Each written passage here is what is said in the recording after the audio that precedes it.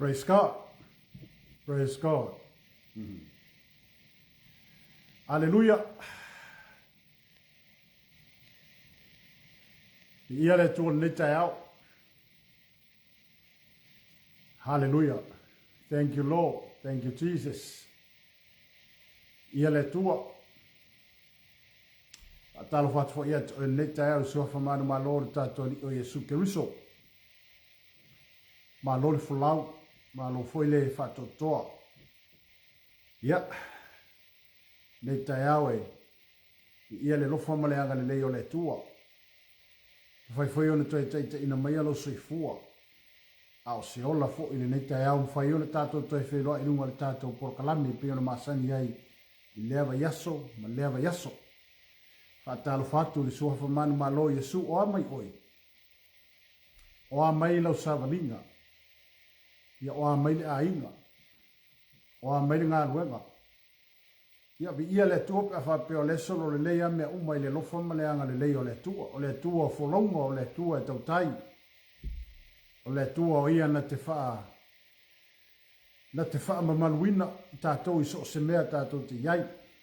O lona a ao manana pui puinga i lo soifua ma lo tātou ola. Ia o mawhai ona tātou toi wheloa i le nei tai au. Whaatalo fatu. Ia mana mamalu fole se tātou tunu e masa fo le tino Keriso o whealawa si tafa le lalolangi o le e maua ma iei le tātou por kalamele ni. Ia whaatalo fatu ia te oe sua whamanu ma lo Yesu Keriso. Le li o le ola, le li o le toi tū. Yesu Keriso na maliu, whaasatau ina whaatasi mai tātou i tangata leanga. Awa toi se fua ma tātou toi whiola mai ai. O lona manu malo, leo o tātou manu malo ai. Amene, te tanu whaatasi tātou whaatasi mai le tūnga mau. Toi tū Yesu o tātou toi tū ai. Ia, o le atal na o le manu malo, leo o tātou manu malo ai. Amen. Ta ofi le man malo na ya oi. Amen. Ta ofi le man malo le fo ina mai Yesu ya te tato. Le o tato man malo oi. Atalo fatu neta ya. Malo a fo i lawo mo malo le fa taile le tua no nanga le lei. Malana pule fa so soa. Fai foi ona tai ina mai tato. Le fua mata le nei masino o kuso. Vai le va vetele le la al tausanga. Le tato i loa lea, ia, ua wawe fo i mea, ua wha, ua wawe fo i aso le soifuol nei, soifuaga le nei, ma ua wawe fo i porokalame le tua peo ne tato i loa. O e la keu siano te mana malama i mea le tala noa atu iai, ia, sauni ma tato ta pena i mea ma tato te iai, e foi anu whamanatu porokalame atu o le tele o teni, tato tele i loa po a wheka whioki, tele i loa lo waso, tele i loa fo i lo waso. Na leo no mai le bala awa le tu. Sauni oe sauni ya. Sauni tato umu. Tato te ulu fale atu le na. Le na ai fou ma le na Jerusalem fou. O tapena ina le tua mo e ala rofa ia te ia. Nei tai au ia. Fatalo fatu la sunga le whawhenenga na nai. Tai foi mo le maru tai au. Ia le li, malo tapena, alo sauni, ia le li, e whiwha unga le tua, ma se fo sunga whai angelia, sunga whai whenenga ia whiu walesi, tai fo i mole por kalame mata ngo whia le whatua au matu. Ia, e ngā rua ea mea uma mole le leo le tu, amene, aleluia. Ese si mea tele tato tala noa ea, tato tele tato whasoa ono le anga le leima le alofo le li. Awa ane mea umatato te o anga ye. Ia ave ese lole o lama le manga vale apua. Ia. Wale le poa ngisi po kala mea kā koe whai wale. Ave le o la le. Ewa tai le tua. Ane upo le fiongpo ia le tua. E tupu le taulongolongo. Taulongolongo i lea. E o se upo ma ima o. E tupu le taulongolongo i lea fionga a le tua. Ia le li. Talo whatua ne tai au. Sunga whatonu. Amene. La sunga Pastor Mike. Ia male inga foi wa ngai mai lunga le tato por kalame fatalo fatu le dei au ia manato le la tato o stato fa sor tai nei ia no fa solo e foi le tato por kalame be o masaniai ai se meta upo te fa so ia le tai au nei o se meta upo e fa utala ina fa pea o le tiute tau ave ale tangata tapua amene O le tiute po le matawhai o ia tātou tangata tapuai I le tua. Our responsibility as a worshiper. Amene. O tātou o tangata tapuai, po tātou tangata lo tātou tapuai I le tua. Peila o nā watua ise tātou whaasoa le tai aulene. Ina ia tātou mātala fo I mo tātou wawa ai I tūlanga leo le tātou tapo inga. Ia ono lo ngalue mai fo le mea lilo le amio le angai whaalawe lave I lau tapo inga ma le tātou tapo inga. Amene. Ise tātou whaasoa le tai aulene I e whapea. Amene. Ine nei le sono, le tātou matai tū I nai ni winga te tau o na whailo atu. Pe tali atu ai, pe respond. Amene. Le tangata whātua I le tua, o le ale tu ai ngā action, po le ale tu ai ngā mea te whai e le teimi o lau tāpua inga I le li ima le tātou tāpua inga I le tua. Ia ese umā whainga o tāpua inga. Ai awa o na tātou wholope I le awhionga pa ia le tua lo whapea mai ai ino whitai a Iesu umara whingi fo ele lunga le vai e. Le tāpua inga, le whai a Iesu. O e tāpua I le tua e taun tāpua I le nganga a toa ma le whamaongi. O le tapua inga la ngā mga oile akua. Amene. E tapua I le nganga a toa ma le whamaoni. Amen. Wa mai. Wa mela ia lea. O manatu tā ua e whaatatau I le tapua inga. Ia fia lea lii I le tātou tapua inga. Ia fia mai lea tua le tātou tapua inga. Ia fia mai lea tua I lau tapua inga. Ia fia mai fo I lea tua I le tātou tapua inga. E tui nātu ia te esea, onga o le mea le piko sili o ngā manga o iei le kua, o le vi inga. O na a tātu a watu le vi inga I le tua. A kako kui ngāku le vi inga I le kua, o ngā fio mai leo lea, o le mamanu. O le vi inga lao le tua, ngake ko soa mai le presence, pe ngake au mai le mamanu o le kua I ko kongo le ka le sia. Amene. O le si lea vaenga tā ua te le tonu o le tapua inga le tangata. O le meo o le vi inga. A wā a latu le tangata fou ko kongo le ka le sia. Pe anga I atu le tangata la fata au fale atu e lo farsa. E mua pakaya e vi inga. Amene. E a matala o na sui atu wailo na loto maro na whalongona ina. Au na le to tele o nisio tangata e moni mau. Eli liu, o isi tangata eli liu o noa, ona o vi inga. Amene. O le vi inga e momoli ina mai ai le fe au. O le pese e momoli ina mai ai le fe au lai au mai. O inala e mawhai ai ona li liu le si tangata. Po ina e mawhai ai ona talia i le si tangata lea, le whaaro tanga, e ala ia, I pesenga. E muri mai la le upo le atua manisi o vaenga o le o tono o le porkalame tono le kalesia. Ai ua mua kaia ka ngakale wala ku kongo le forsai ala vi inga. Amene. Famele le lua kon nitum ta upo e lima fa upo iwa lo tala noa e apostolo Paulo e whapea. Ua mātou lo to malosi. Ina ia fia mai o ia ia te mātou. Amene. O le tala le apostolo Paulo na whaile kalesia kon nitu. Wa le foi mai. A wawa mātou I loa, a whai le petia lo mātou whale a pitanga whaale lalolangi, o ia tei mātou le whale mai le atua, e le whaia le whale mai le atua, o le whale e le whaia I lima, e whaavavau I le langi. Amene. O le tapua inga la le tala noa I le apostolo I, whai mai, o le whaatua tua Paulo I le manuia e whaavavau. Aleluia. Le ala whapea mai e le apostolo I, a whai. Wa mātou I loa a whai ele petia lo mātou whale a pitanga whaale lalolangi. Amene, whale a pitanga whaale lalolangi. Wa ia tei mātou lea le whale mai le atua. Whamai, wa ia tei mātou le whale mai le atua. O le whale ele I whai e lima. E whaavavau I le langi. Whai upo e lua. A wafoi ua mātou feoi I le nei whale. O loo nau tele I le fia faa for winner, I le fia faa of winner, I lo mātou fale maile langi. Amene. O le vi inga la le tala no ele apostolo I. Le ala fai mai ele fai upo suma le lima. O le mata upu lava lea. ina ia le usisi ta ipea o e ola ia te ilatou a o ia o lena maliu ma toi tu mai lono winga o lai fa te tau mai a te tatou ele ka kaulanga usi ka i ka ko ia ka ko ai ka kaunga ka ko usi ka i lena fo ina mai po o lena fiu mai amen aleluia o le sila vaenga te tau ona fia tala noa ia te o le tai aure lo fa pe mai o le tatou tiu te fai o le fai lo atu lea o lea nganga tapuai amen. Our responsibility is to respond. Amen. E mo mia le whailo ato le tātou anganga tāpua. Ia moni lo tātou anganga tāpua i le tua. Amen. Awa a whaila e ta ua le li a whaia ta ua le li a te tātou. E te tau ona tātou whailo atu i o tātou, i lo tātou a, i la tātou tapo inga. Na ia fōa i mailo na soifua. Ina ia o lai tātou o fesili. O le ale tāu o le atu langa ia te tātou. Amen.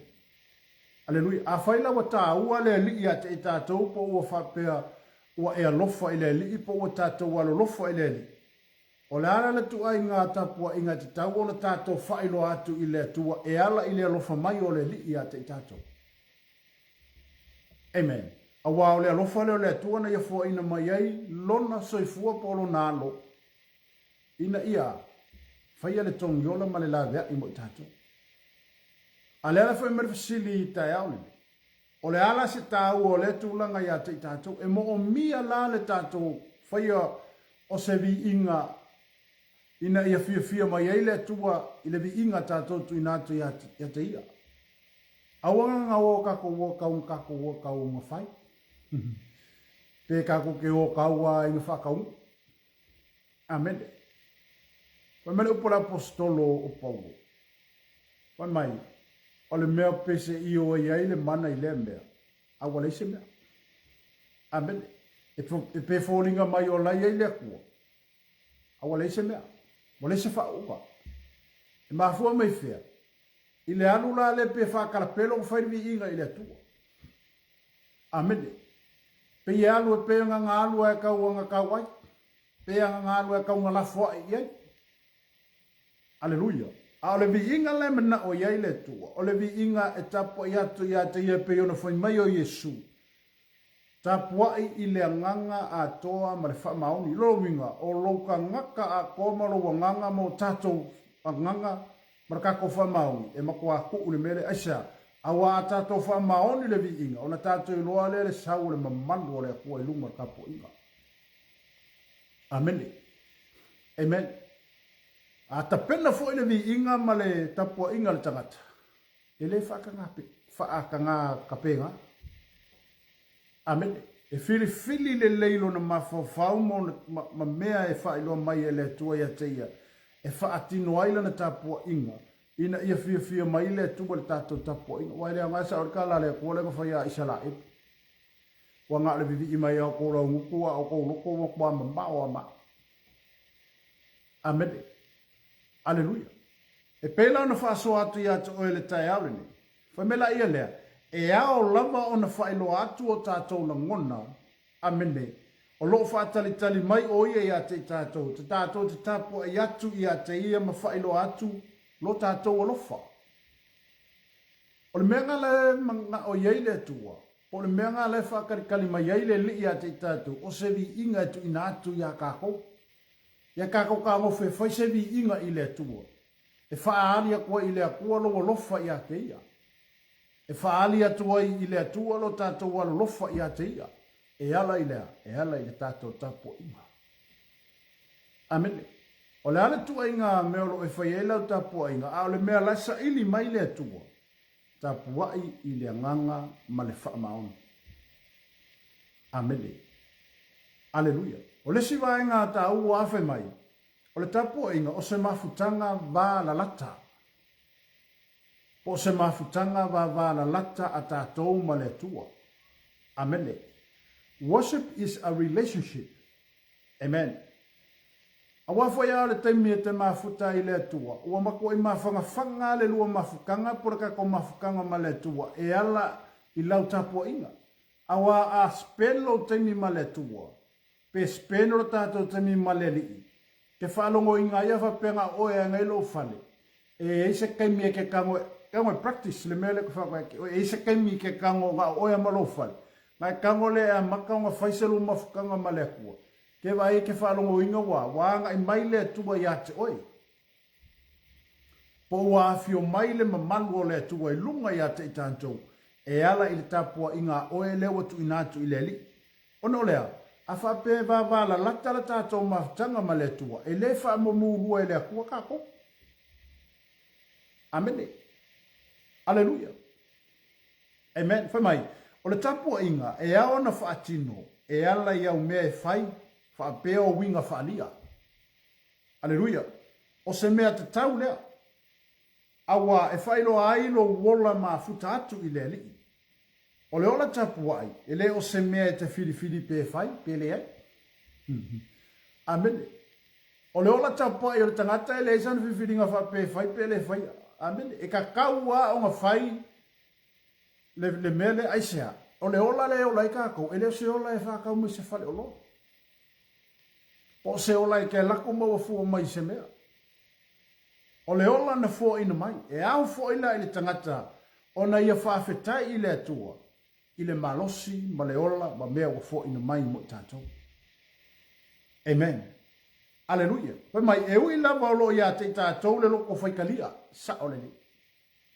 E ui alanga ia ke oe lau whaikalia, ma ulo loko whaikalia o ke whiriwhiri ei pe whai pe le whaia. E ka kaua o whai. Ele o se mea rawa peke whiriwhiri e whai pere whaia. E ka kauanga whai sau whawhkai ma sau vi inga le tu esea. Ma whau le le tātou i le ola au mai e leni. Ma le maa losi o fo ina mai e le tua mo i tātou. Amene. Aleluia. Amen. Mai o le tāpua inga le o se whiriwhiringa. Ono o mafua anga e nei e lua. Na ia whaia i tātou. Ono i tātou o tangata na ia whaia. Whamela ia. E te tau lava ona tātou tapua i atu i ate ia. Na ia maliu mo i tātou. Amene. Ona o ia o lo tātou whaola. E ono mea ma te tau i ate ia lea. Tapua inga. Aleluia. E ono mea ma te tau i lea tua tapua inga. Amen. Tapua inga whai mai lo loto. Lea nganga ma le wha maoni. Tapua inga whai mai wha maoni o le tangata. Tapua inga lo mana o iei le tua. Tapua i le nganga ma le wha maoni. Aleluia. O le siwa inga lo na lua whai mai. Nau mai le tua e se tapua inga ma whana. Kena ngoi lenga o ngau mai le kua fia ma fuka yaki oi. Wa levanga fia sa saa mai e le kua me lunga ya kako. Wa levanga koe fia whailoa mai e le kua ngisi mea fau ya te tātou pekai. O kako pule pe kuku ma mao ma le kua ngisi o kai. Amene. A lai fia raka mai le kua. A le upura fia mpa ia le tua lo whape mai. Amene. A tātou whaalatalata hatu i le tua. O na whaalatalata mai leo le tua ya ke kako. Ele whapela la tātou whaalakalaka ako i le kua.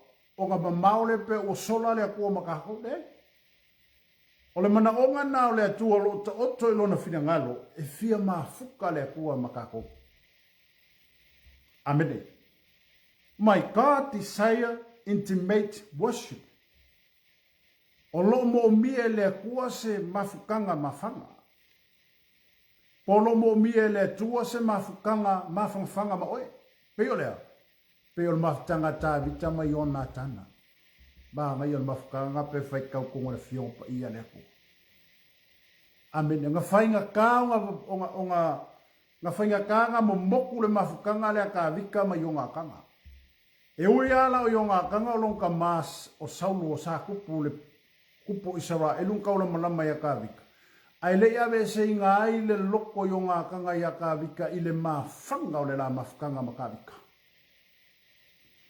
Amene. Le toi ngā mafutanga la le mana o ai le tua.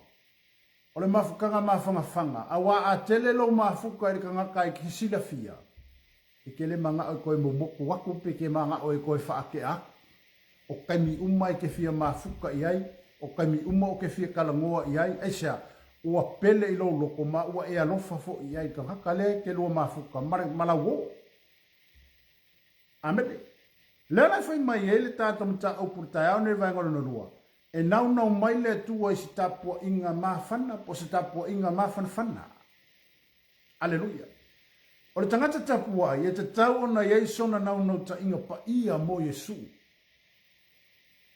aleluia the worshiper must have a holy passion of Jesus aleluia e ka kaunga iei se mafukanga a tātou ma le tua. O le tangata tapua i ka kaunga i eisonga ngau ka inga. O le kangaka kapua, e alanga kapua.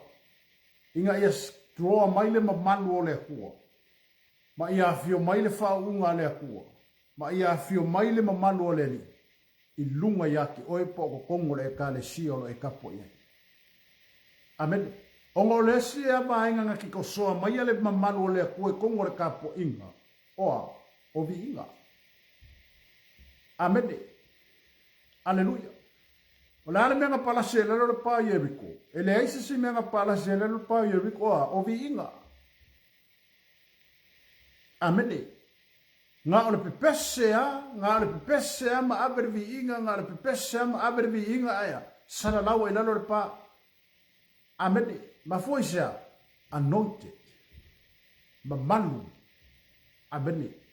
Fapena foi la tato tapo inga pa tato tapo ele to ke lo foi ngo ele ngona le tai au le amen aleluia le ngalu ato le nganga le tu ia o ala le tato mta upu le tato tal no tai au le a tato tu ina tu le vi inga ile tu ona fio mai le o le mamanu o le tu e tono le kalesia amen e fio mai le mamanu o le tu o vi inga fa malolo mai amen atal tonu le mena amene o le vi inga fa malolo ene mai o le vi inga tali ai o le vi inga so se mea e matua tali le vi inga aisha ona ua fio mai le tua i vi inga aleluia makau kia o mea ngafai ina ona po i tu o le whengenge tuai o le ane mea ave o le vi inga amene Lana mea ngasau yo sua mua ave. Ngasau mo yo sua fa piko luma kanga ka pese maka ka bibi yo so aku mole akola awale akua ai fa piko mai kua kanga ka kau. A wa vai se au kau fa pena kua kanga ka kau ai e ka kau fa mo luma fika e pui kanga kai. Lana mea ngafai yo sua. Fa mo yo sua ka bibi ai sia e a mai ale malu ole akua. Amen. E au mai ale whaunga, e au mai ale presence o le kua. Ngā ole vivi ia i le kua. O le kapo inga wa ave i le li, fio mai ei le mamanu o le li. Aleluia. Amen. O le siwa inga le tātou mtau pita au nefa mai. E mana o le atua ina ia iaiso tātou nauno ta inga pa ia mo ia. Amene, wemela ia, e whape feo na tātou maua se mawhatanga ma whana. Ma le vāwala lata maleri. Whawhenga ko maua. Whawhenga e maua. E whawhenga o maua. Amen. Aleluia. Mai, tātou tanga i pe whape fea o nā tia e mawhausia se mawhatanga ma whana. Ma le ua pele i atoi. Amen. Whawhenga kia ese mafukanga mafangafanga peonga ufamakala konga mase o pele ia oi. Anga ama whanga lero mafukanga malesi. Wa ele manga o e bomboku.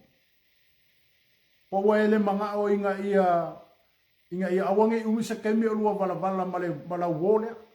Aisia ua mafangafanga. Peo le mafukanga ka wika mai o ngā kanga.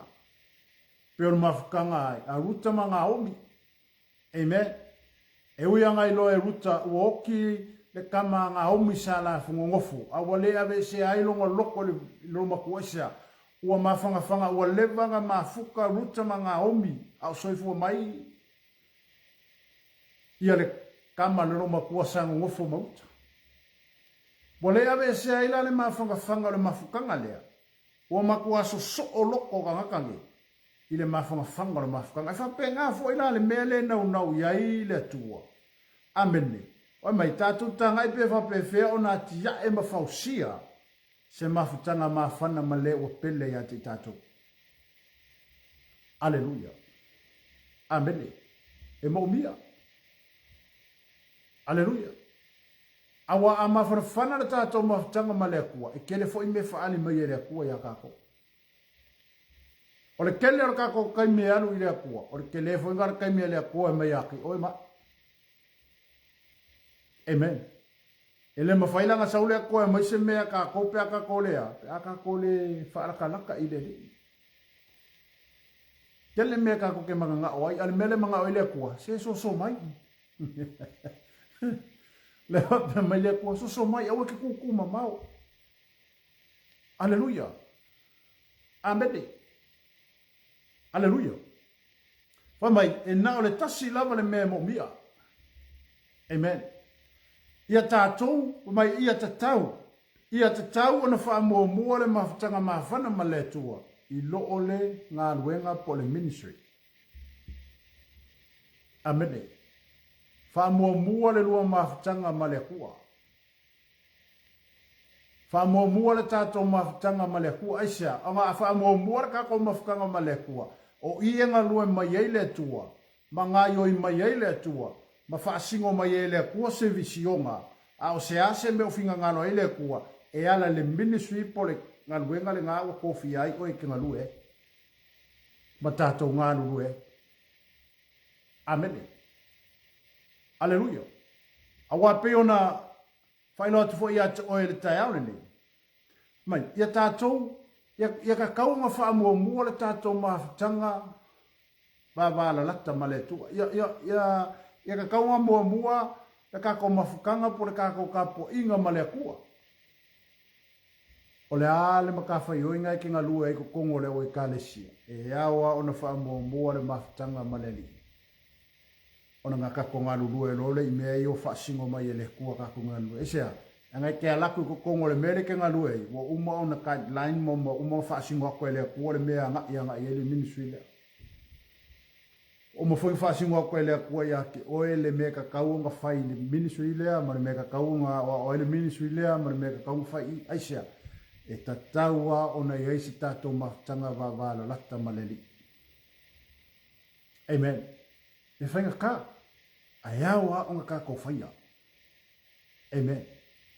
E aua o ngā kako whaia.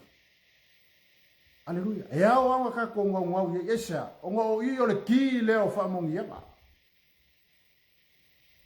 Amen. O le ki leo le ngā luenga. Ma o le ki le whapenga o ngā lue mai ai le tua i lo wala awina ma lo wala awina. Amen. Wai le mua fausisi mea kakauanga mua kako woia. Kako woia li. E awa mua kako wala au i le kua po le ala whaasingo manga le kua i le mele. O le ala kai inga le kua i le mele la kako woi whai. O le ala wala au mai le kua ia ki o i le mea kakau ma whai ma le mea le kakau ma whai. Amen. Aleluia. Au se waenga le peono o tal noa te atu o tai au le. E ao ia te i tātou. Whamela ia lea. Amen. A whai tō sina i tātou ia te ia i vi inga matapua inga. Tātou te tāmu mo e whātasi mai e le ngā ruenga. O mai e ao ona tō sina i tātou ia te ia. O ni tangata i tāpua ia te ia i le nganga atoa. Amen. Alleluia. O mai, we need to be drawn to him as intimate worshiper. For the worship. Amen. Awa a tātou aka koko singala i le vi inga ma le tāpua inga. O ala me tātou te whaia, e le kura fo ina i kākou e le kua. E ia le kua whakasi ma kākou i mea kākou ki whaia. Pe a tātou whaamua ina le tua i mea tātou te ngārurue iai. Pe a tātou whaamua ina le tua i mea lo wala au ina i tātou e le tua. Au le sile vaenga e peo no whasoa atu i atu o le tai au ne mo tātala no atu i atu o le tai au le ne. O le tātou tiu te tau ave, po le tiu te tau ave i tātou e ale i tāpo inga mavi inga. Aleluia. Amen. Aleluia. Pa mela ia leo o le mata upu pe o le tatou whasoa le tai aole. Aleluia. Amen. Pa mai ua o au ina e tatou. E au au nātu i le li. Mai ele mawhai una tatou wha evangelia ina pe au au pe moni mau. Watu i se tupulanga matautia. Pe alea. Pe alea wha mua ina le tapo ina. Amen. E ka kaua nga spelo pe mi maleli. Ka kaua nga kuuso kako ke mi male kua. Amen. Tato te mafuta i le li. Tapua i le nganga ma le wha mau. Ona nga lue mai leo le tua ma wha sino mai le tua le me ka kaua kako ngā lue nga e. Aleluia. Amen. Ia le tua. O isi e vaenga pe ono tala no mo whasoa tu i atu o le tai aole. Le tāua te le mo le mele o le vi inga ma le tapo inga. Awa i o kako mga kumama le tapo inga ma le vi inga. O ngai kele me wako kupua i le mele o le vi inga ma le tapo inga. Aleluia. E sawa i le mamalu o le tua. E whengau ia i ele wha amalo longa le tua. Aleluia. E tali e fo imana onga o tangata. Ia le li. A tātou whai ala tapua inga i le nganga ma le wha maona. O ngā fia mai leo le tua le tātou tapua inga. Amen. Ai alu whake kapua. Alu malo loko a koa malo mangaku ako. E kapua i fo i le nganga ma le wha maona. Mo iska ka whai aku ia e nai ai ate oe ia maa ufo ia. A se tu alalo ia le tātou porkalame. O ngai sila le koa i mea umma tātou te whaia. Amen. Aleluia. Fa mai a fai e ma fana le tatou wafenga iai ma le atua. Amen. Aleluia. O le a tatou maua mai ai le pai a le atua i o tatou nganga. O winga ma tatou a mionga. Fa mai o nei vaenga taitasi. O le asuia fa apei o keriso. Amen. O le a amata o no loto la tatou i loa le fina ngano o le li. I lea taimi, mai lea taimi. Amen. Vai lea maa ngai eke. I ia lea tu. Aleluia. Amen. A whaila e maa whangar kako mawhukanga wa la laka ma lea tu. Ko whapenga onga kako tapua i lea tu i lea nganga ma le whamauki. O lea a kako maua mai roa le pai. O le pai a lea kua. O lea a makaronga saule ma manu o lea kua. Mapai atu i lo loto mapai mai a tea. Amen. O winga makako wa mio wa makanga susui. Hallelujah. Amen. O makanga susui esa. O ngā leo e ka po e makako ka po e mar wha maongi. Wa ngā lue mai foila le tu e lo na wha maongi. Wa maka o ngā sawe a wha ilo mai a te tātou le me tau na tātou whaia. Hallelujah. Whai mele mre whai upuna e sawe nā le tātou mta upu tai au le whai mai. O nei vaenga taitasi. O le asuia whapei o keriso. Ioi. Sui maali ea. Amen. E le whapeo la makua kūloku makua e sui. Sui a kai me kasi lei. Sui maali ea. Amen. E whapea nā fwoi mori mori whamalo longa e sau. E sau maali e le whamalo longa. E se la le whamalo longa ma le wavenga. O le wavenga a tupu e tupu nei a le wavenga. Hepe nei a le wavenga malolo. Alfa malolonga e awa wa mai. E fa solo mai alfa malolonga se ia o ainga e maloloma e malolo akoko. Makako malolo akoko. Fa malolo ina i tātou e ala i. Yesu afo Yesu Keriso. Amen. Aleluia. O le siva ainga foi mai. O le tala le ia Maria ma Marita. Le luka se furu fai po tu suma le valu fai po e fa lua na sa o le fai upuna. O mai o Maria ma Marita o le uso. E no foi petania ma rato ngane o la sal. Na la to fa afe la Yesu. Awa le ainga le pe ia le ainga le mapua ia Yesu yaso uma po lana pe a sawe alue. E alu Yesu i sana malanga po fele me alu Yesu e tala ia. Ale ainga la le sau Yesu ma afe. E fa afe ala le ainga le Yesu.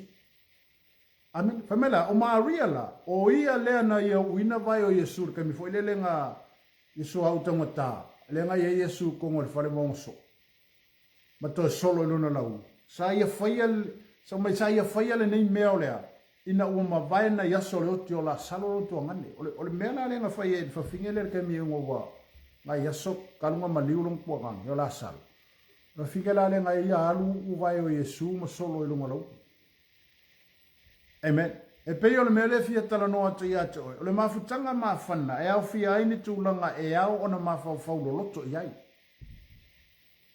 Amen. Mai o le mafutanga mafana e sili lo na tāua i lo tātou ngā luenga ma au auna, ma au aunanga. E sili aku la le mafanga o le mafutanga.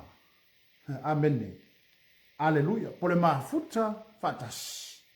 Po le mafuta mafana e sili lo na tāua i lo tātou ngā luenga ma au aunanga ioi. Aisea, i tala la lea fai mai, ua filifili e Maria le mea e sili o na tāua o lea. O le ngofo ila lo vai Yesu ma whaalongo, o lea vangoa kāua le umaua. Amen, wai le koe esi se keme koe maua sisi a vangoa. Le ua maua e Maria lea vanoa lea, wai anofo ilo i talange Yesu ma whaalongo longo. Amen. Le mafutanga la lewa maka o fau i. Le mafutanga Maria ma Yesu. Amen. Aleluia. Le uso marita. Amen. Lewa mawa le avangoa Maria. E whaalungo longo ai upu ia po le wha malose Yesu lewa maka o fai. Ale ale me lewa tupu kenge leo marita. Fai bai. O le manatu Yesu. O le awaunanga ua whaia mo ia. Ua avea ma whaalawe lave mai le tapu wa iatu ia te ia. Amen. Aleluia. Amen. Ole au nanga la marita. Elelei. So sa au nanga elelei. Ale mea le po na ila o nanga marika. Ese ser kai mi le faile au nanga. Aleluia. Aisha. Onga ole kai mi piko sili le onga kaua. Kalo fa ko i tinaya anatongia. Alo foi mafuta man neita yao. Ai ora me pito sili na tāua lefia fa tāua ina Yesu i ile melea. Fai mai. O le manatu Yesu. O le au nanga ua whaia mo ia. Ua avea ma whaalawe lawe mai le tapua iatu iate ia. O le whele mele rithea ngai le upolea Yesu. O laitala no Yesu a ngai le kaimi lea e. Ua alu ima le ka whaile mea ai mo Yesu. Ale kala Yesu. E le ka ua mea ngai. Ka ua mea le mo file Maria. Aisea, o ngai le koe maua se isi awa ngoa e koe le lopole umakale o le awa ngoa Yesu marua koe ia, ua misi le kaimi, ua misi le awa ngoa. Aleluia. Ua misi le taimi sa te tau wai o ngā kūre mele, ua le mele e kau afu muli mui fai. Ai o se lapita inga fo ipo o se whamanatu mo i tātou. A ho ore kaimi o lea kua, ka kia umau mea ngā ai whai kaimi o lea kua. Anga ye fo ia isi kaimi whapenga ia kako. O le kaimi o le akua wa amaka. A le o whaalawe lawe maile mea aia. Amen. O le kaimi o le o hawhio maile akua. Ai oso whaalawa mai isi mea lea. O le ngānu wenga ngare ki a polo o le whai kaimi ngai. Ma o le ngānu wenga fo ngā le fili o lo sawa e whapena ona whaalawe lawe ngia i tātou. E ala ile taimi o le upua le akua po le kaimi e sawa ile akua ia ki oi. O lea wanga i mai le akua. Ai wako losi fo ila le mele. Amen. O le ala le me fai. O oe la malau filfilinga. Pe fai le mele fai mai ile akua. Pe fai le mea ngai ke mga oi fai. O le mele sa i. Sa complain le uso le o Maria ia Yesu. Ale kala ma retana fai ia Yesu. Pe ora o fa kongo e ma le ka Yesu. Mai ke le fai ange ia malia nga sa uso songi mai ke. O la mele o fai. O le o fai nga mai ere ki a polo maleka. E fa ala vela vingi ai. E fa ala vela vingi ai le kai miole ali i le o iei. Amen. Aleluia. Amen. Wa mai, o le manatu o Yesu. O le au nanga o fai a mo ia. O le mangako la finga ngalo Yesu. O le au nganga le o fai a maleka. Mo ia. That's good. Elele. Ai foi mai. Amene. Aleluia. Amen. Afa mai ua avea ma fala lave i le tapua yatu ya te ia. Ua avea la mea ia ma fala lave le kaimi o kapua inga maalia la ufai. Amen. E whapena uma le soifuanga ma le olanga le tātou te ola i le tātou tautulinga ma le tātou olanga sa ili i letu. So le kele o me kolosi whapena. Aleluia. Kele o me whara lave. O le kaimi wa sa ungi o le e alu i le whaanongolongo le upo le akua. Ia. Whaalava le mele i. Ia. Le kau. Bisi le kaimi o le akua. Amen. E ko sa ungi a koe ke laku i le sakru. Kolosi le si mea. Ia. Bisi le kaimi o le akua. Amen. E whapenga umala le aka le au mai i. I le uso le o Maria o Marita. Le foi mai e Yesu ya Marita, se Marita, wa pua lo loko i meanga. Au le mea o nga kasi o nga fai, ua fili, o le mea le lei ua fili e Maria. O le ua fai de kapua inga Maria i.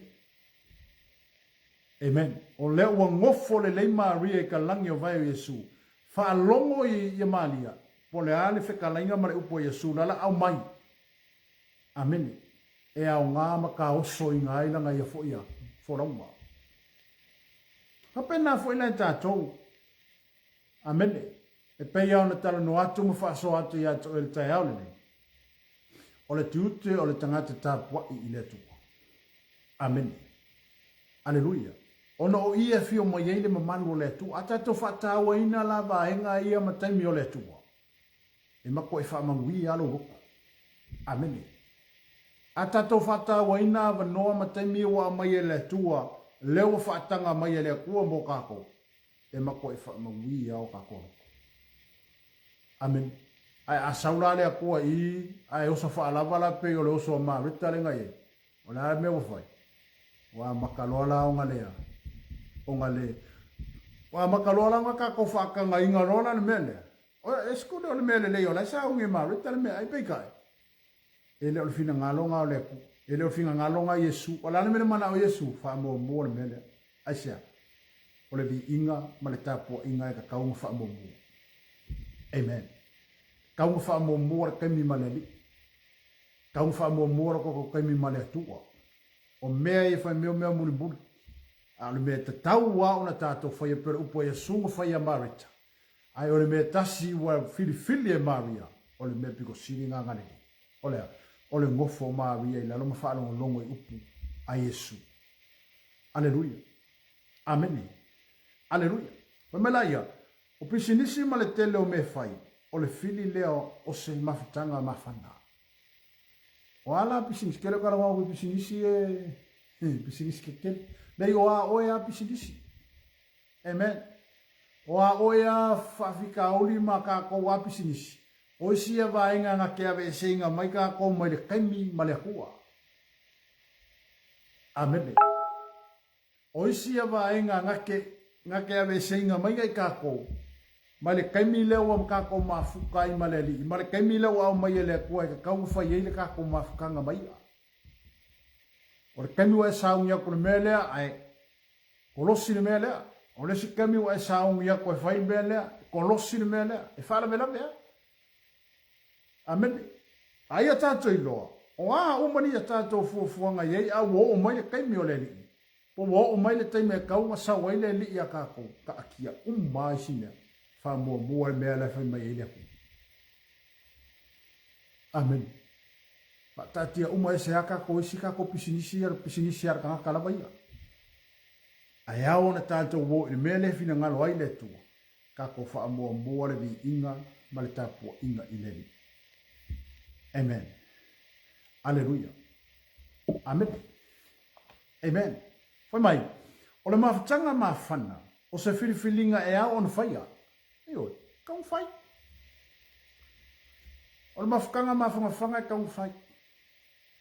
Peo ngai mawhuka i leska ngaka. Mawhanga le rua mawhakanga e mako e mawhanga. E peia o lua se auso. Peo o lua ngā rua whanga ngau mai se ki ngā se koa kasi. Aisea. Ua mawhanga le rua mawhutanga po ua mawhanga le mawhukanga. Amen. Whai mai, e te le ta fea nga i le mafutanga mafana. O le whiwhilinga e whaia. Mai o Maria ma Marita, o le uso e kukusa o la tupuanga. Amene. Ai ngā whiwhili lewa Maria, o le aia whaalaka laka ifia, i le li. Amen. I le whiwhili Maria me alu o, e whai e sosoangi o longo uso whingo le me ai. Ai o le mea piko sili lewa ka ua ia Maria, o lewa ia wha mua mua inga lea, le kapua inga. O lewa ia wha mua mua inga langa vi inga i lea kua, e ala i longa wha mua mua inga o Yesu lewa, lewa waku le rako whai. O le ala lewa ngā lai ngā alu Yesu, i pia wha pia, e le se winga ngā lai ngā alu Yesu, le whale o Maria Marita. Amen. A o le mea piko sili leo ngā ka ua ia Maria. O lona whaata ua ina o le tangata o alwako i longa whate. Amen. O le whaata ua ina o le tangata o la ua ia makua i o ngā o makua i look forward a Maria. E whalongo longo i le upu le wa alwako ma Yesu. Amen. Aleluia. Whamai whaila ia leo le siwai. Aleluia. Mai o le mafutanga mafana, o se vai fo lea o le loko popole. O popole lo loko. Amen. O le mafutanga mafana fana la lea. O le sile vai fo le loto pole esa, e wha malo si ai le kangaka. E tala no ai le ali ipe tala no atu ai le akua o le ase meo e popole ai, po le ase meo kako popole ai. E aola na tātou whata ua ina na mafutanga mafana fana le male tua. O ma efesosoangi mai le akua, manga lue mai le akua, ilo kako popole le kako ke iei kaimiri. A whaile o kako popole, ia ma whanga la kako mafukanga ma le akua. Amen. A whaile o tātou popole mo kako ako kuvale, ia kako mwhalaka lakala i leli. Aisea, onga o le akua nga ke efesosoangi ingai kako i kulanga ia. O le kuanga ke whasoasoangi inga i ka kou mai meia. O le lulu winga, o le mau ki ngoa, a mene, o le akua kuvale, o le popole, o a mea uma iwa ka kou iei le lalolangi nene, a ma whana le tātou mawhtanga ma le tua, o ma le tātou tapua inga ma le li. E le ai ase mea ka kou ke popole esia, o le kuanga ke whasoasoangi inga i ka kou. O le tuana te whasoasoangi ina oe. O le tuana te whesoasoani ina mea uma. Amen. Aleluia. Mai, o le upula mai, Maritai, wai popole ma populo loto i me tele, le upula a Yesu ma whai a Marita. Aleluia. Loro winga whai mai, o le temi panga noa ma Yesu, e mawai le file e mu ma le malolonga. Amen. O so temi panga noa ma so temi ava noa ma Yesu. Ke la ngonga le ai le file mu o le akue au mai aki o. Amen. Aleluia. Ako o pisi solo ma leka ma pupu solo longa loko i me umai fai. It's all right, lai le lei. Au le mele manga o Yesu, ma leka. Kau ngai sau i fai le mele fai e Maria. Amen. Kau ngai sau i ke whaanongolonga per whaanongolonga Maria. Aisea, awa o temi panga noa ma Yesu. Amene. Ea, o temi panga noa ma Yesu. O temi pito sili ai ona taua. Amene. O temi panga noa ma Yesu e mawai le file e mu ma le malolonga. Mela ia, o le tato mafuta po o lo mafuta atu ia te ia. O le ata oto ai mea uma lava ilona tūlanga e te tauai. Amene. Aleluia. O kako mafuka la ile akua ma le kele o kako kaimi kako ke whalaka laka i leli. E kako ke loa i fo i mea u wha mai e le akua. E ka oko uma i ei fo fuanga ma lava singa uma. O le soi fuanga ma le o langa lea kako ke olai.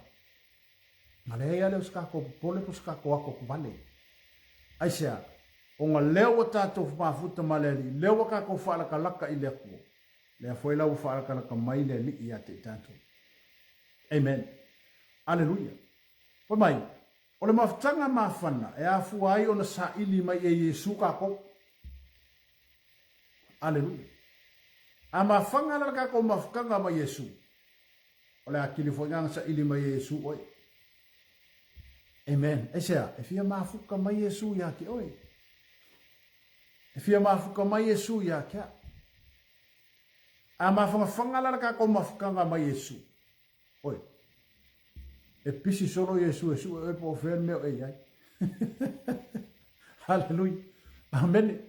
Pisi solo Yesu solo fere ni le o. Amen. Ma ga ia ia. Pe a va la latta la tato ma tanga male tua. Amen. Aleluia. Amen. Ola ma tanga ma fana ya fu ai ona sa ili mai Yesu tato. O mai atato sa ili atu. Ya te ia. Ma tapu ai male to afile mo. O le afio mai o ia ya te tato. Aleluia. Ma ngai hake. Kapuai. Amen. Kako sa ili aku. O pura fia pai ale tua. Kako sa ili maua. Kui e kakala. Amen. Aleluia. Avala au e toi na mai. Amen. Ai ale ela se kui le se vala. Yo la ala le mea la kala mai pe ale kui. Yo ai la akali mai pe ale vala. Amen. Aleluia. Amen. Aku sape ye lo wakali ko lo fale kele lo. E kele kai e lo po fermela e se longa ke a. Se longa ke vala au. Se longa ke vala au ngoka ko fa ngau fa ko a o mai ko ke fiu e so po fermela e. Se va ngau e vala au ko ele ngoma mela e. Fa pena foi la le olanga ke ushan. Mala tato o langa lo tato tau mo fai mo tato sava vali ai ile tu. Wa le fa pe mai le tato mta uputa ya ole. Amen. Ona maftanga mafana e afu ai ona sa ili mai Yesu tato. Amen. Ama fanga la lo mafkanga mai Yesu. E vala au mai Yesu lo ngo. Amen. Le vala au mai Yesu ya nai fer mere ke. Amen. Mike fer mere ke. Anna fer mere. Amen. Ma ngai ye. Yang ai oe aku foi le Aisha. Wale manga o Yesu e fa mamungu oi. Wale manga o Yesu e fa mamungu kako. O manga o Yesu e fia mafuka mai ya kako. O nga laisi le fia Yesu e ha. E ke le e ke le makua i ke le kako kaimi mar kako mafukanga mai ya. Amen. Ave ska wale va ke le ru mafuka. Ke la ko skeme ka make mai oi. Amen. Kau sili mai oi foi o.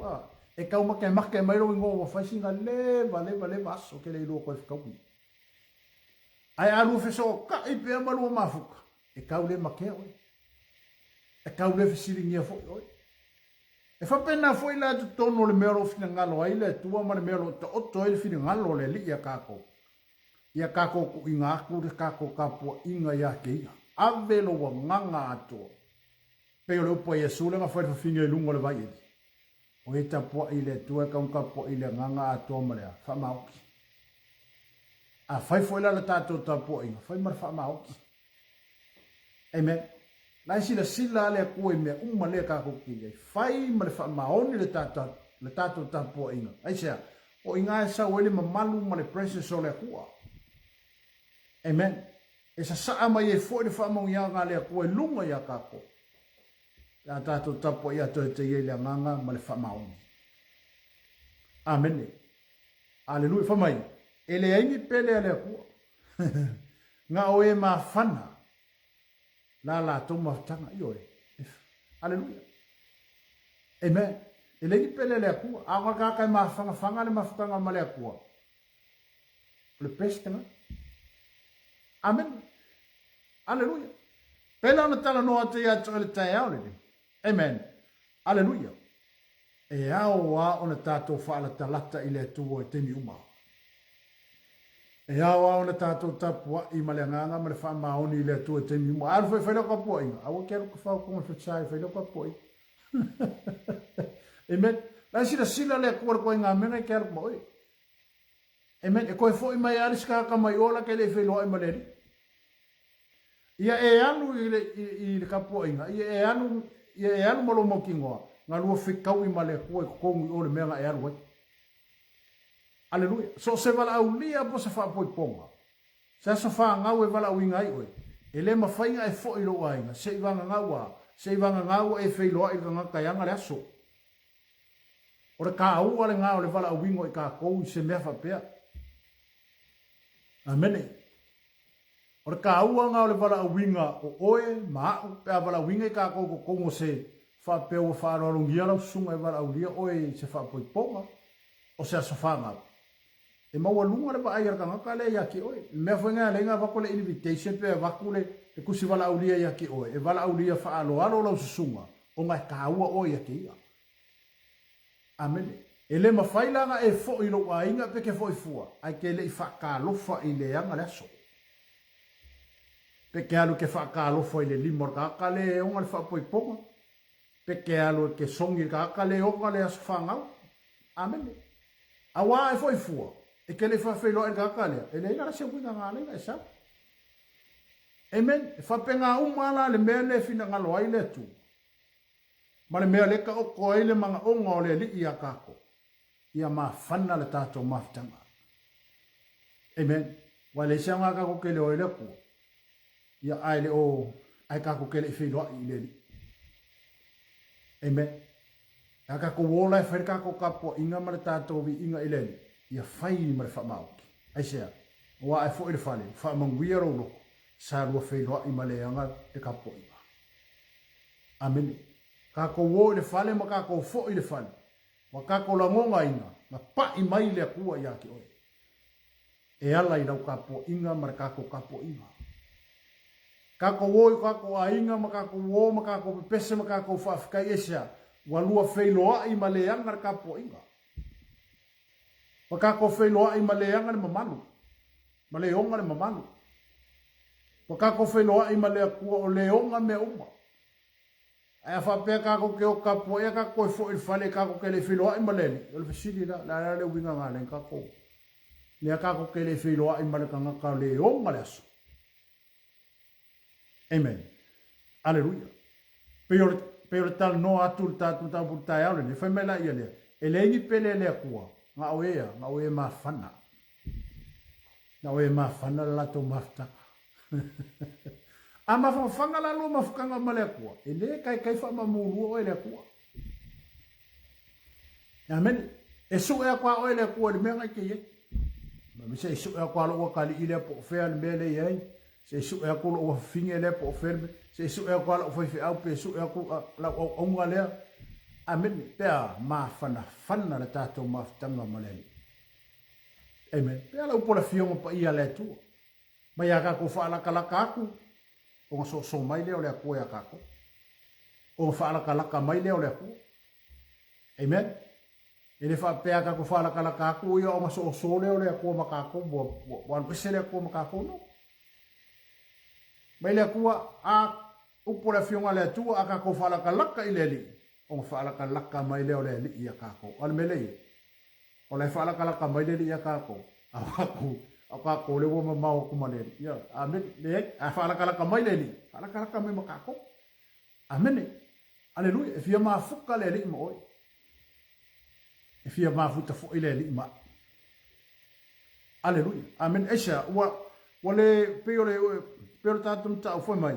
Pero kako maka upur kai au ringi. O le tiu te tau awe le tangata ia la ian tapo inga malana vi inga. Amen. Alleluia. O mera le siwa inga le tātou te tau nei. O ila tau e le eise mawhitanga mawhana. Amene. Alleluia. Mai. O ila tau e le eise mawhitanga mawhana. O le hao. Amen. Alleluia. Mai ia iai se nganga. Foi mai o mea la lea whapele e le eise mawhukanga mawhanga a oe ma lea kua, ka kou ma lea kua, o mea la ia kupu ia ka kou lea, o lea nganga whai kio. A wai le eile seru mawhutanga wawa ma la laka ma lea kua, po ua le whamanguia lea kua ia ke oe, po ua le kali foi lea kua ia ke oe il mea lea, a makalonga whai kio. Complain. Amene. Alleluia. Amen.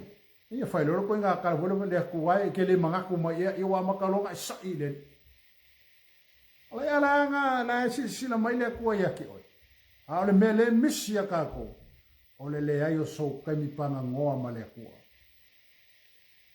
Ole le ai o se kai ko kami panga ngoa male ku. Spend time with God. Spend time with him. Amen. Kangwa ska ko kami ava ngoa male li, kangwa ska ko kami ava ngoa male ku. Amen. Awa ba ko fa manguia le skangaka ma fa manguia le skangaka yala le la fo sa ili ngai ile ku ma ma fa fanga la ma fanga male ku. E ba ko fa manguia ile ku. Ole ana me so o mai aka ko complain. Fakio. Amen. Alleluia.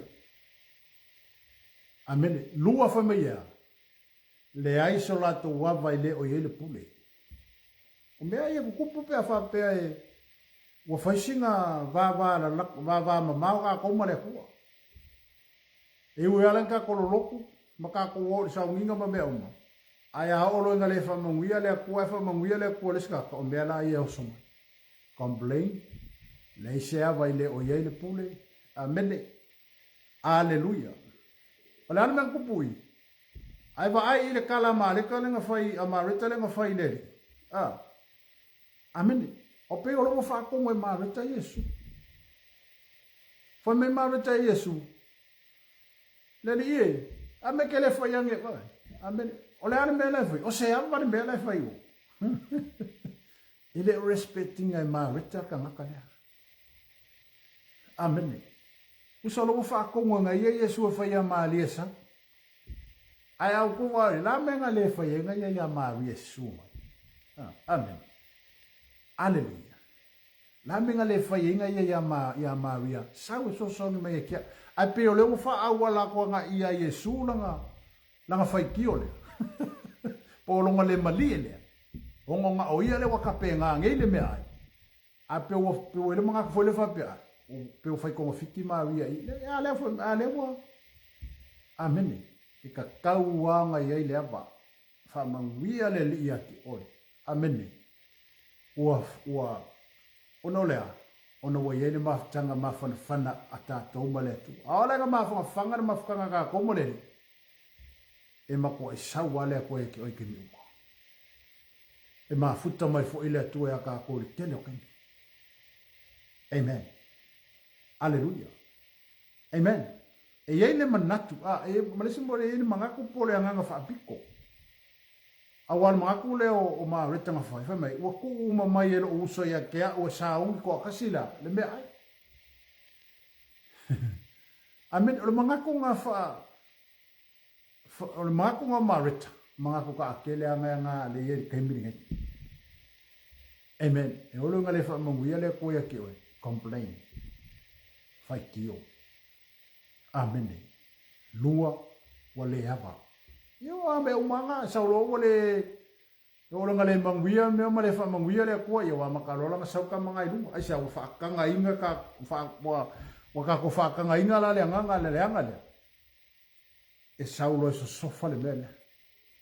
Amen. Alleluia. Ma fu mai fe wala ese ka ko mafka nga va la latta maletu. Amen. Ama fanga lo mafka nga mesioko lo ikele manga fa mamuru les. Amen. Kere manga akules aisia. Wa fusia o lua le fusia kas. Wa tino tasi o lua ale sakala meka le fa poiponga. Ua mafanga fanga le lo mafukanga. E fa penga fola ka ko mafukanga maletua.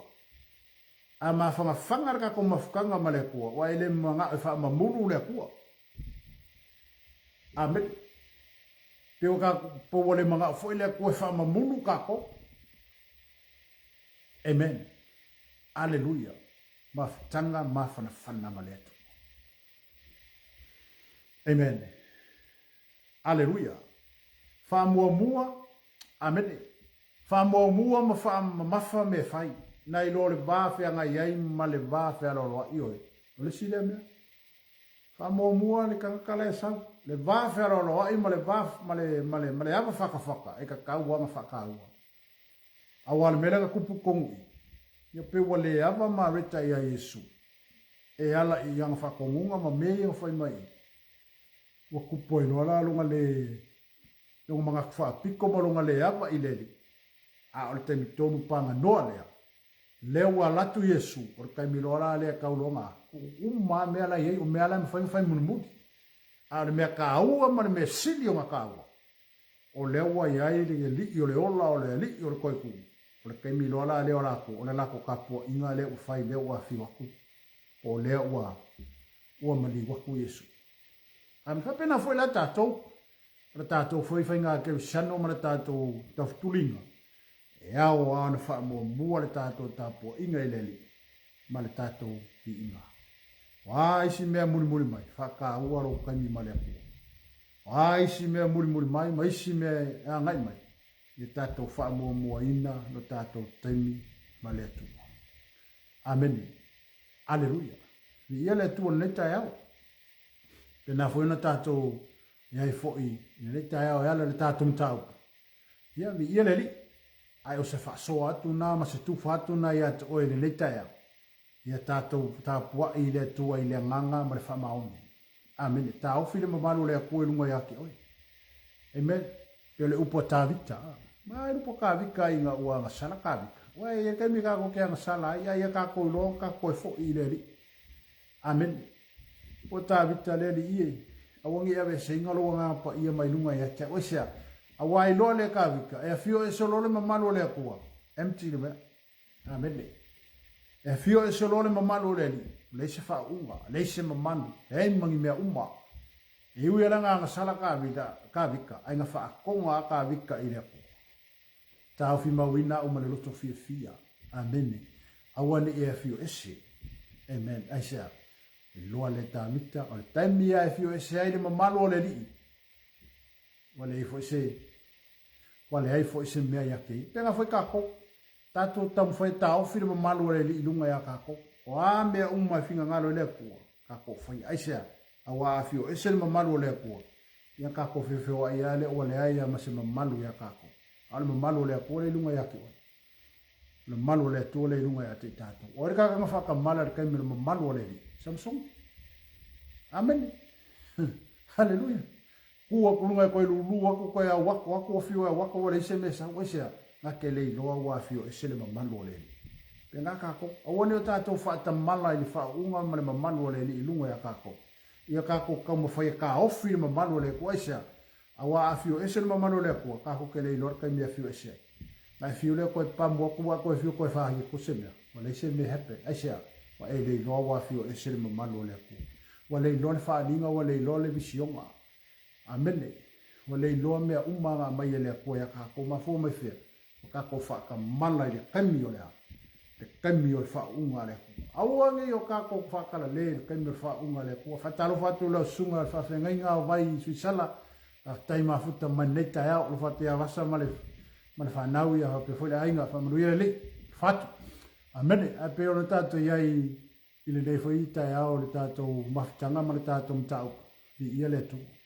Ta ofir malo le tua ia mafana fana le tatou maftanga ma le tua i timi uma aisha awa a tatou fala talata i lele fa kalaka mai le koe a kako ai kako mo mau ma le kua ia kako fiu foi mala au le kua ui o mre kua le koe a kako le sile vai nga tau e kaunka ko mafofoi amen aleluia ia tatou mafuta i le tua o le manga o mai le koe a kako amen awa o aise mafainga laku koe fas kulo wale mamalo le ku o ise ma fainga la ku koe fa sanga mai le ku ya ka ko pa nga fuli le ku le ku makako a nga fuli le ku makako o ise e alo koe ka mu fai fa ma le finga ngalo le ku le si ar kaimi ngai o le ile lo fatu no le ku ya ka ko fa ka u amen au fongi o ka alo le lo fatu no le tua awa me apo o lo mana tu e fa tele le sala ina e fa kele le ko sa o le lo ku ngore ku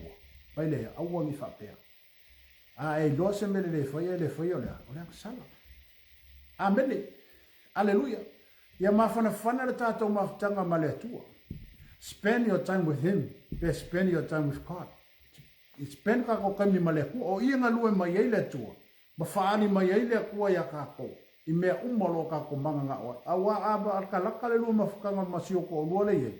Ke le manga o ke mga o ke alu o le mea lo ko lo isa o lo faku maro loko ako o le lua mafukanga maro ko amen e fa penga fo ina le fina ngalo le tua ele mga o le ku e ku oi ya o ka ko le mga o e ku le ku Haleluya. Ora kele ala ke mi ole manga ole ku e u. Ya au ka ko ale ka mo fa ya u ka ko pa. E manga ole ka ya oi. Ha fo ka ya u. Amen. E ka ko bala au le ku e sau le ku ka ko. Pa kele mo fa ya le olanga nei. Nei so ka ko malo si, nei so ka ko poko, nei so ka ko ka mai. Ai ka ko fa mo i le ku o i ole punga va yola o i ole ka yo me uma. O i ole ku malo. Amen. Kele suafa o le li e wha suafa i ngai. Aleluia. Le makau kia ngā o le kua le kako ke au onga i. E nei se koe kusama le tua lea. O le tua le langi o le lau langi mana loifo le lau langi le gei. E ifo umma i le kua lea. E se kemi panga ngoa ma le kua. Amene. E se kemi panga ngoa whao ngā. E wa whao ngā se ano koe minga i lungo ngā mea e. Mariki ngai fuaro mafo whau maro ma. Aleluia. E le maua ingi o longa le leimangi manga fou e mai e le koe ki oe. Pe e whakanga pe me e saulungo mei. Amen. Ai kango le whakanga le upo le kua. Mai kango e whaisau kaimi maleni. Ola. Si ke whalongo aku pe e si i oi lungo le ea. Amen. Awa ngalua mai le kua. Ke whalongo aku le lua e pe mai lungo le vangi mugibo. Amen. Pe e whalongo aku pe speno kaimi maleni. Ave so kaimi ke mafuka i le kua. Nga e kari kongu le lau kala le whako yaki oi. A mongi la lau kapo inga malau vi inga i le kua. Ke whaalongo inga wa fio mai le mamanu o le kua. Wai whaalongo inga wa whaamalolo inga lo mai. Wai whaalongo inga wa kali lo mga onga. Pe a speno kami maneni. Speno kami le upo le kua. Speno kami o sauvi inga nga oe. A whapea oe lo whare. Se whafau e kongo lo whare. Amene. Amene aunga nga au ke whamoe moe. Hei me. Nga oi ma kwa epese e o mea ngai ki ngai lau i le kua. Amene. O mea ngai alinga nga sila fia i le kua. A ke le la sa kako kaimi mal kaimi ke ambe i le. O le ke le fo inga le kaimi le kua sawa. Amen. O le ke le fo inga le kaimi sawa i le kua ia ki oi. E fe so soangi inga mea lo kako vai vai. E se so kako e malos. Amen. Ai a kako whaalango lango i le tua. Ia. E sau fo i le kua. A kako wha moe moe i le kua. E sau fo i le kua.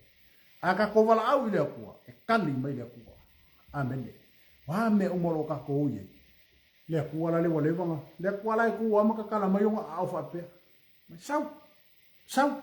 Wala au mai. Wala au mai. Au kako wala kako le wala au. Isi fo i kamio kako onka kako ke wala au. Aleluia. Amen.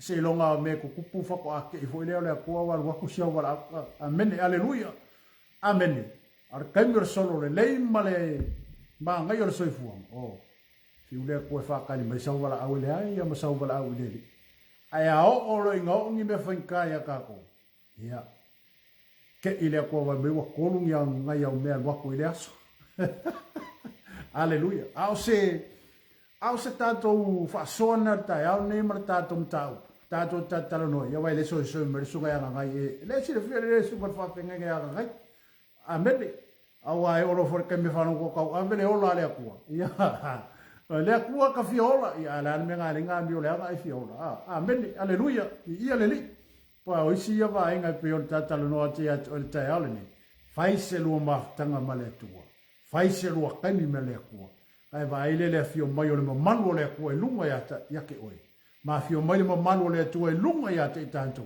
o mea umma ka ko ke ai e ai ale ku amen aleluia io o le sko inga va longo ku rowa e le sa o le ya temba e ke esko inga le fa funga alu ku e fa ko sen ia amen a fai nga ke lo le ku langa nga ke ia o kai me ngai ka ka mo fa ko ese ile ku ma ia so kai me ave ile ni nga va ele nga lua mai o le ko ya ke o e fa mangui ya le ko amen fa me ya le ko ya Israel amen fa ma la la lo nu e ta o e no ngo o nga o fa longo mai le ile naki ya vai le la si wala ka ko ke u yipa fa pe o ka ko fa ka mala ma le ska ko me le ko le o i salmo amen pero ka ko ka o punga i vai sole O le sara moe koe kali ai kako.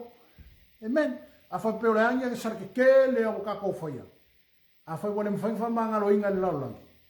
E mwhaing wha mangalo inga le maliwa Yesu. E alai da, koe fo i sa kaulo, e koe fo i sa mo. Amen. E ango wakoro whakai ka inga le vai Yesu ni kengi. Le pango ka koe kasi ana mingu ke oki. Anga sala a koe le vai, o langa a konga ma koe sa le fi wha longo le upore aku. Anga wha longo kuro la au ke lunga le sa kaulo. Maua lolo ngā wangoi, wha ko eselo i ngam sana mo. Amen. Lara kali e Yesu nga whai ei. E le whai e Yesu o ngāngi, po kai au, po le vai Yesu le. E Yesu now, yeah, today. Pe ngā whai oi, pe ngā whai kako, pe wai kako meo se. Today is your day. O le aso le o le aso oi.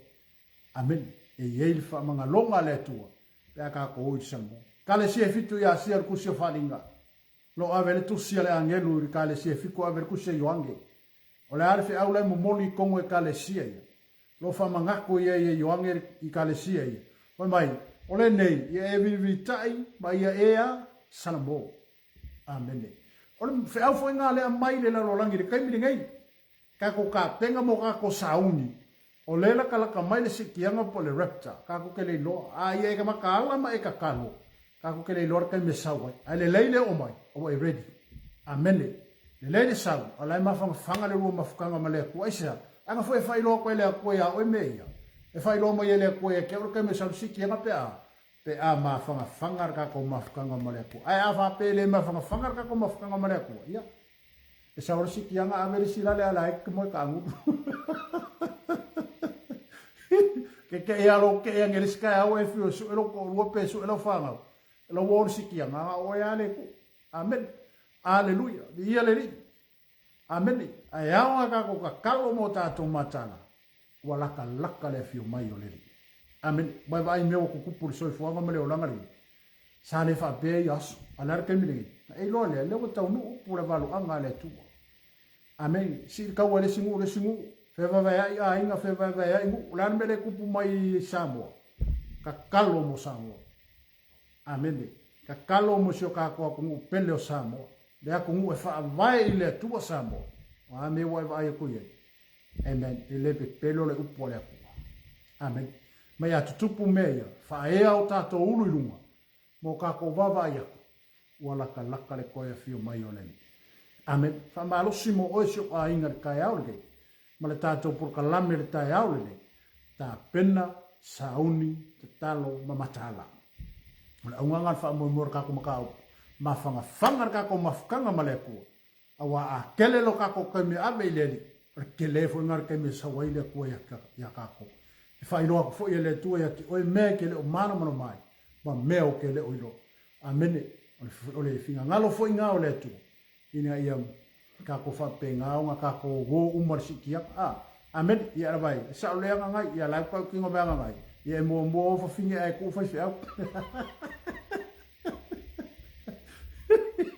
Amen. Aleluia. Ia le tua. Ai o se tātou whaasona nei tai au. E nā o nanga le leifo i le tua e sunga i whawhingainga.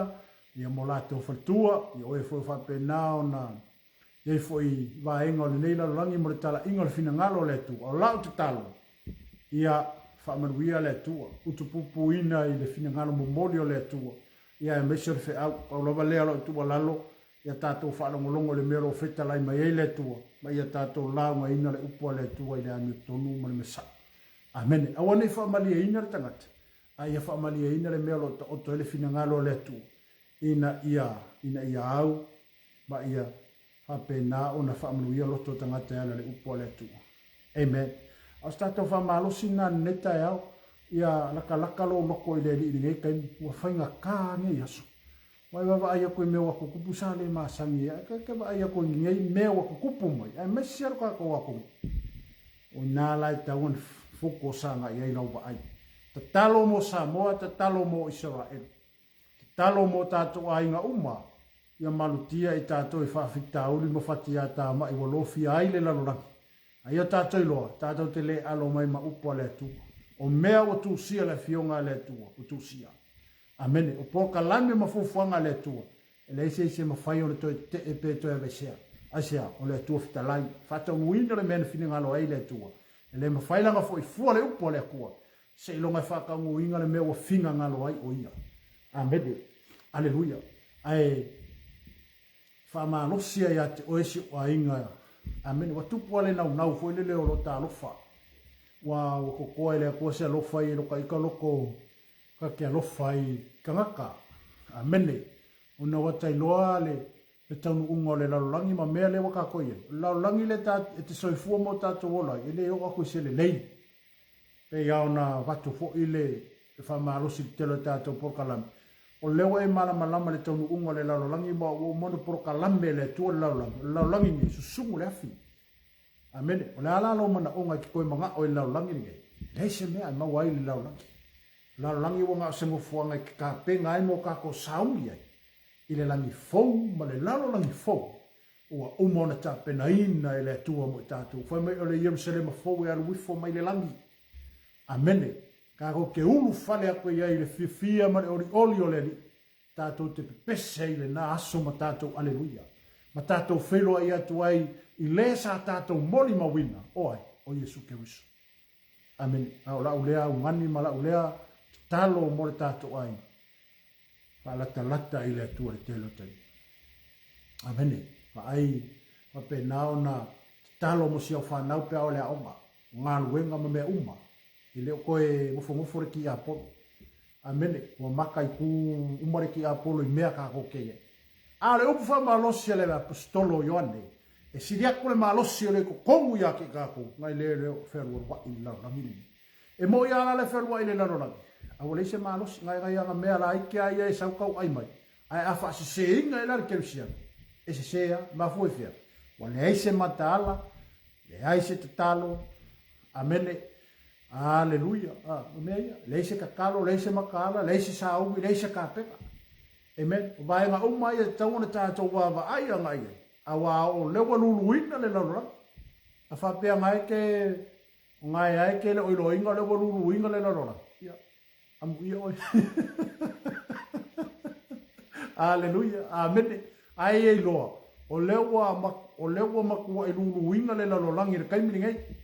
O lea foi wo mai tali tonunga ese ma tali tonunga fesusue e kaimini. O fe me he kupu mai. O lea foi mafua mai samo. Amene. Ai e loa. Tu mau i lau mau. Auange malue lue lau mau. O lau lava lea fa malosi a te tātou le au kerisiamu. U mau le maunga ia ke oi o Yesu. Amen. A o ar ke me kofo ingai o e po fele me mau ai o e po fele me mau ai ngai a o ngola o mau. A wangi e fa fiki ai. Peke oki ai lau mau le o Yesu. Ka au fi mau. Amen. Aleluia. Ke le perfeka pe pelo i o mai ni. Ia lau mai si perfeka fai mai. Amen. Lewa fai le akua. Amen. Lewa fai le kala i kusipa ia le li. Le fioka le tua.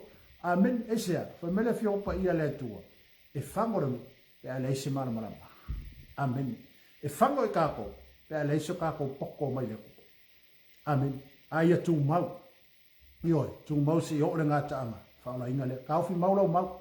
Angora kofo inga ro ke le siang. E le kofo ko ke le kako. E kofo kai kua kasi. Amen.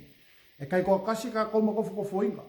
Ia e loa lapo fere mea ngai ke alua ngai emar mea ki whai ngarue ngai sa ungi i ngai so se kaimi. O kongo a onga ma ko kongo whare whai ngarue ma whea lamare me ke ia. Ia e loa. E ia iar kai me kofo inga e kako mau. Ai e loa a kofo inga kako mau. Auangi e malue lue. Pere upore fionga le tu. Au se ku mau. Io o le ngata. E whaola ina lea. Amen. Io stato wha malosina neita e au. Ia. Pamanu ia tele le tua. Mai e langa le lei o le tua. Am tanga fo le nei masina. Ia mai tato wanga inga. Ia tu mana tato savari valinga. Ia kao fi mau. Ia su yo kakolo. Ia ia iso kaimi maleku. Mai ese kako mafukanga wawana naka maleli. O ia nga ke whaari mai. O ia nga ke whailoa mai. O ia nga ke a. Ngake le ngā kia se mea kako. O ala mea umai e. Ia luma ngā ima mea e. A ngai mai. E whailoa koe lea kua ia ki oi. Pe a iei se kako mafukanga wawana naka maleli. Ia o le tātou whaasoana ta e au le nei. Te mā. Mātou whaftai atu oelo mātou tua. Bato i loa e lava o le tu e moni ma wha maoni. le tua oe le se pepelo ia te oe. E ui ana mātou le whamaoni, e whamaoni lava oe lo mātou te mā. Te talo le tua, lo atu nuu masio a inga le tua le nei tai au. Pe naona whātou mawina i mātou i lawa fionga pa ia ma le mau ia te oe ka riso. Au foi nei whapelpele ina o mātou ola o a mātou te iloa, a mau o mātou ola le laulangi leso mātou taui. A mau o mātou ola no oe, wa umona e tāpena ina le taui ma le pale mo i mātou te mā. Talo whamanuias lo a inga ia ke riso. Nei tai au te maha. I se mafutanga wāwāla lata ma oe ke riso i temi umolo mātou ola. Talo fo e matui na atu si o mātou atunu pele o Samoa i ate oe te mai. Le atunu e whaavai lo suafa le li. Talo i e whamanuia i a Samoa. Ni mea tutupu le atua mātou wala au i ate oe tinei ama whaale o ngā ina ala le mana le suafa oe e suka riso. Whewai wea inga ma wheese se inga ta mai leise si mātou te suru whai e. Wana o oe o le tali o whawhitau. Pātou te wala au le suafa oe e suka riso i ati nei ama whaale o ngā ina. I le pule ma le mana o e fo ina i ate mātou. Mātou te ka lepe ina inga aluenga whih le lea, le li o le laulangi le nei. Sa tani mātou te whape atu o e whaia ina. O e toi lalo. Le ai sau fe au i whanau a le tu. Tu ina atu ai le whainga malo le tua. A sa moa i ate o e ta mā. Le au le malo. Pāle mi o le ka peneta. Oulu matanga aluenga te tas. Ma le loa si o mātou o atunu. Ia e whamui alo mātou ta mā. Whamui alo nu o Israelu le tua. Iai lo wanga le lei. Le nura e whirwhilia. O le nuu. O lo fatu lea ma lo whasino manga le tua. Te talo ia iei lau pui puinga ia Israelu. Manu tiro lato wola i oa ao le tua. Pe naona iai o manuia i lunga ia te i lato. A foi por kalame lunga le nuu lea le tua. Ia whata unuina e tu sama lofi na ngano. Anga le lei mai oe le tua i mea malama mātou te iai. Ao le vi inga fo ia te ia te oe. Oe fo ia le talia oe karusa fai maali ma whaola. Talo ngalu e atu le mana loa nganga pa ia lunga ia te ia. Ina ia fai le whiriwhiringa tonu ma le whiriwhiringa sao. Awa mātou te leiloa le si minuti o lo mātou wola o mua mua. Ai o mātou wala au ia te oe ta mai. Anga le lei oe le tua i mea mātou te iai. Nā tia le whaatau waa o le tangata. Ao le vi inga fo ia te oe. Ono lo suafa ke riso. Amene. Amene. Ia, whamaruia le tua a inga le netai au. Tātou toi whioloa i le vaiaso anga fua nemo sisi so onga le tātou por kalami. A o le neia fiafi. Ia whātou whaasoi fua ina. Ono o Yesu. Amene. God bless.